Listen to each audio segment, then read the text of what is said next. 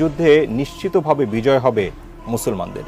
কিন্তু কবে আসবে এই গাজওয়াতুল হিন্দ, আর ইমানদার মুসলিমদের জন্য কতটা গুরুত্বপূর্ণ এই যুদ্ধ? বিস্তারিত জানাচ্ছেন আরিফ হাসান। গাজওয়া শব্দের অর্থ হলো অভিযান, আর হিন্দ হলো স্থানের নাম। 1400 বছর আগে বর্তমান ভারত, বাংলাদেশ, মায়ানমার, শ্রীলঙ্কা, আফগানিস্তান, পাকিস্তান, নেপাল ও ভুটানকে বলা হতো হিন্দ, অর্থাৎ ভারতীয় উপমহাদেশকে বলা হতো হিন্দ বা হিন্দুস্তান।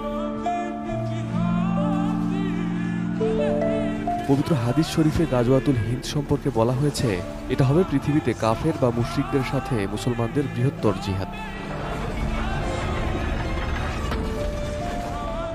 এই যুদ্ধে হিন্দুস্তানের মোট মুসলিমদের 1/3 শহীদ হবে, এক অংশ পালিয়ে যাবে এবং শেষ অংশ জিহাদ চালিয়ে যাবে এবং চূড়ান্ত বিজয় লাভ করবে। সুনানে নাসাই এবং অন্যান্য হাদিস গ্রন্থে এসেছে, রাসূল সাল্লাল্লাহু আলাইহি ওয়াসাল্লাম বলেছেন, আমার উম্মতের একটি দল হিন্দে যুদ্ধ করবে, আল্লাহ তাদের বিজয় দান করবেন। তারা ভারতবর্ষের রাজাদের বন্দী করবে এবং আল্লাহ তাদের ক্ষমা করে দেবেন।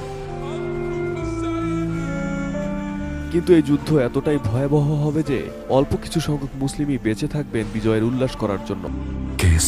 শেকড় থেকে শিখরে। অন্য বর্ণনায় আছে, গাজওয়াতুল হিন্দ হিন্দুস্তানের চূড়ান্ত যুদ্ধ। রাসূলুল্লাহ সাল্লাল্লাহু আলাইহি ওয়াসাল্লাম একদিন পূর্ব দিকে তাকিয়ে বড় বড় নিঃশ্বাস নিচ্ছিলেন। এমন এক সময় এক সাহাবী রাসূলুল্লাহ সাল্লাল্লাহু আলাইহি ওয়াসাল্লামকে জিজ্ঞেস করলেন, ইয়া রাসূলুল্লাহ, আপনি এমন করছেন কেন? রাসূলুল্লাহ সাল্লাল্লাহু আলাইহি ওয়াসাল্লাম বললেন, আমি পূর্ব দিকে বিজয়ের গন্ধ পাচ্ছি।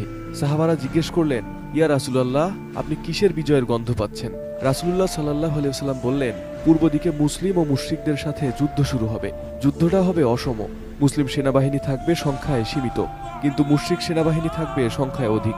ওই যুদ্ধে মুসলিমরা এত বেশি মারা যাবে যে রক্তে মুসলিমদের পায়ের টাকনু পর্যন্ত ডুবে যাবে। রাসূলুল্লাহ সাল্লাল্লাহু আলাইহি ওয়াসাল্লাম সাহাবীদের বলেন, যুদ্ধে মুসলিমরা 3 ভাগে বিভক্ত থাকবে। এক ভাগ বিশাল মুশরিক বাহিনী দেখে ভয়ে পালিয়ে যাবে, তারাই হলো জাহান্নামী। আর এক ভাগ সবাই যুদ্ধে শহীদ হবেন।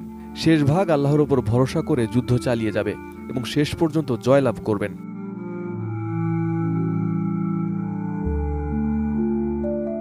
রাসূলুল্লাহ সাল্লাল্লাহু আলাইহি ওয়াসাল্লাম এই যুদ্ধকে বদর যুদ্ধের সমতুল্য বলেছেন। তিনি বলেছেন, ওই সময় মুসলিমরা যে যেখানেই থাকুক না কেন, তারা যেন সেই যুদ্ধে শরীক হন।